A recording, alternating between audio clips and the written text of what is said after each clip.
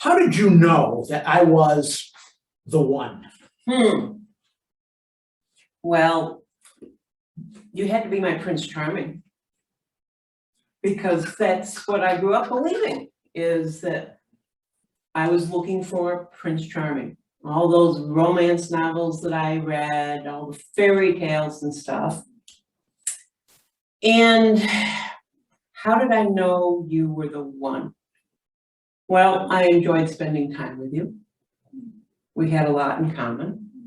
And I knew that I wanted you in my life. So I decided to make you into the one.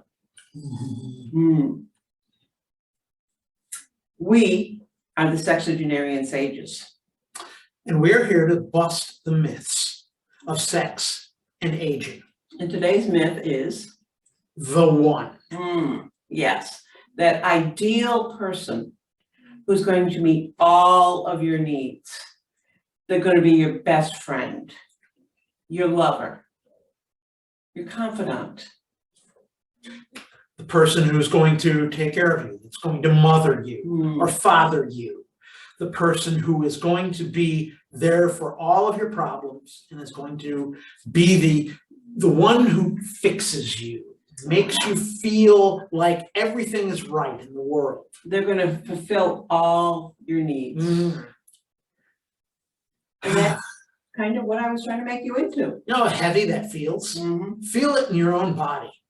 When you are required to be everything for somebody, does that feel heavy to you? Does it feel like, oh my God, this is an impossible task? Or does it feel maybe draining? Imagine what it's like to have to be that for someone and to fail at that. And that created a lot of problems in our relationship. It did. Because I was trying to make him everything. He was my confidant. He was my lover. He was my best friend. And it didn't work. It feels so cloying, so needy, so controlling. There we are. We're hitting the crux of the matter. That's something we've had to work on a lot over the last few years, is me being controlling, because I was trying to make him into something he was not. But let's go back to the idea of the one, and how do you know when someone's the one? The one. You go out on a few dates, you start feeling some attraction. How does that make the person the one? What tells you that that person is the perfect match?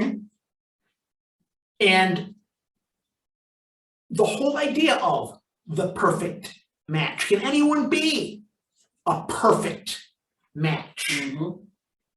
Or is it just this kind of figment of your imagination that you've built up? And then you set yourself up for the inevitable fall, and your partner up for the inevitable fall when you discover they're human. Yep. That's something I run into. First of all, he isn't my best friend anymore.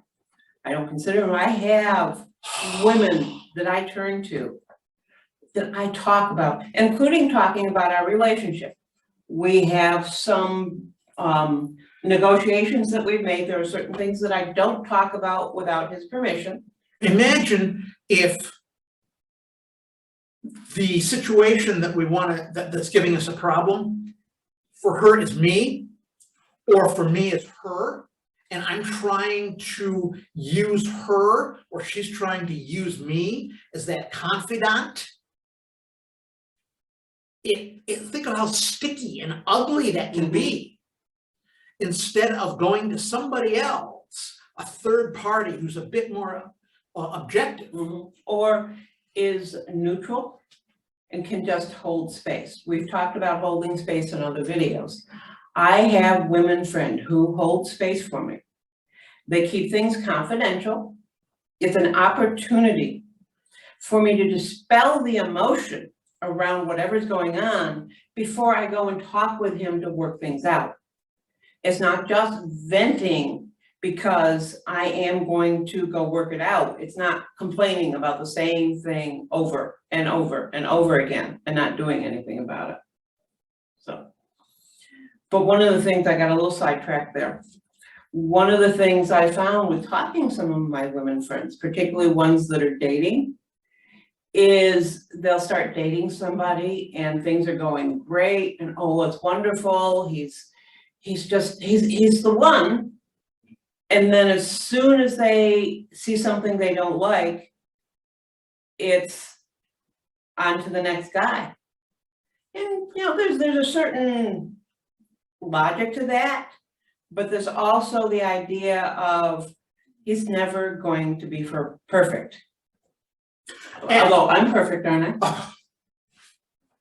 Yes, absolutely. But think of it this way.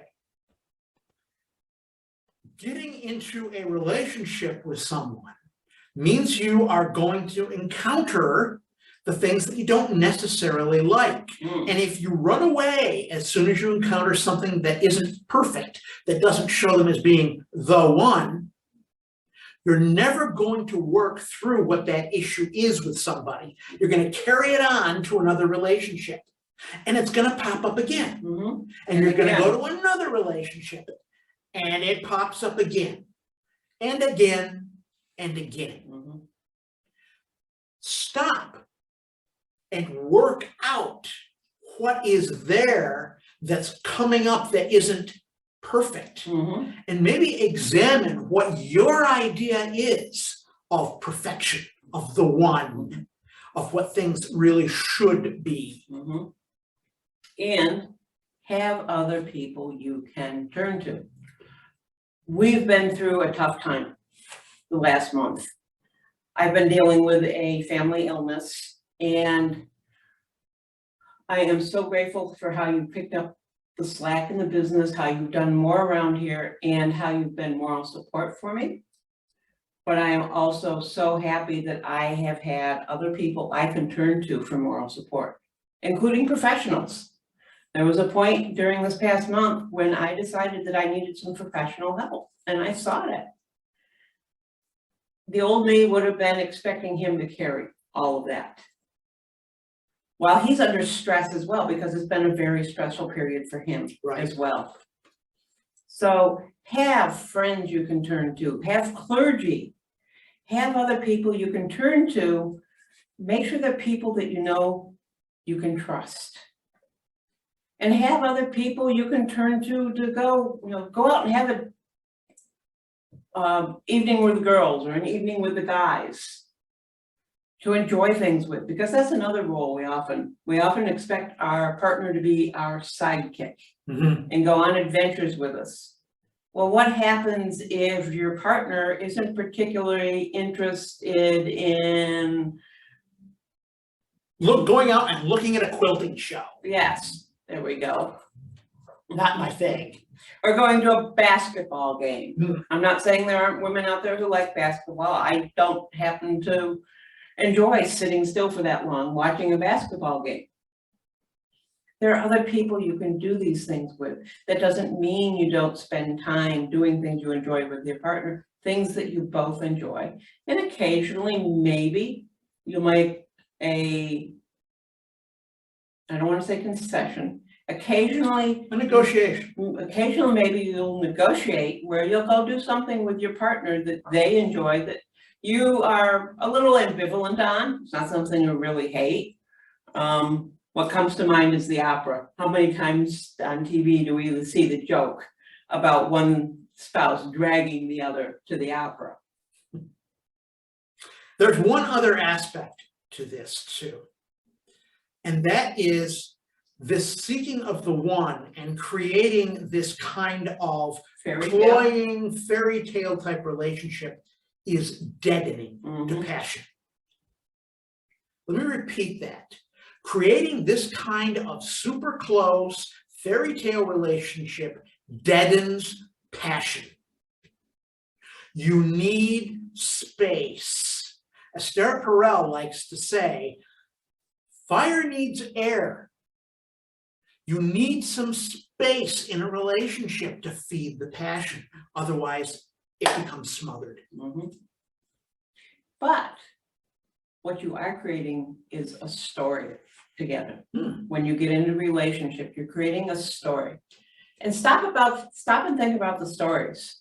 Are the stories where everything goes just fine? I mean, even fairy tales, there's challenges, there's obstacles to overcome. And yet in the fairy tales, they get together and they live happily ever after. We know that doesn't happen, but you're creating a story together. How can you work with each other to create a story that serves the relationship that you want to have? Because every couple has conflicts. And what's important is how you deal with those conflicts. And we like to help couples develop passionate, adventurous, curious relationships.